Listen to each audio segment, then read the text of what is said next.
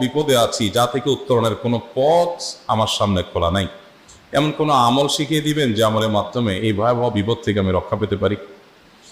ভাইরা আমার, এই ধরনের প্রশ্ন আমাদের কাছে অহরহ আসে যে এমন বিপদে আছেন যে বিপদ থেকে আসলে রক্ষা পাওয়ার জন্য আপাত দৃষ্টিতে কোনো পথ দু চোখে দেখতে পাচ্ছেন না, এক কথা দেয়ালে পিঠ থেকে গেছে।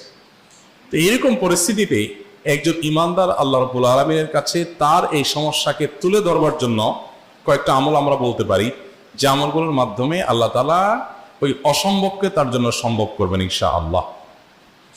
এবং এই আমলগুলোর চর্চা আমার জীবনে আমি করে দেখেছি, এগুলোর প্রয়োগ করে দেখেছি, আমলগুলো করে দেখেছি। আলহামদুলিল্লাহ, যেখানে মনে হয়েছে এই সমস্যা বাহ্যিকভাবে সমাধানযোগ্যই না, আল্লাহ তাআলা সেটাকে অলৌকিকভাবে সমাধান করেছেন। আমার জন্য বহুবার আমি দেখেছি।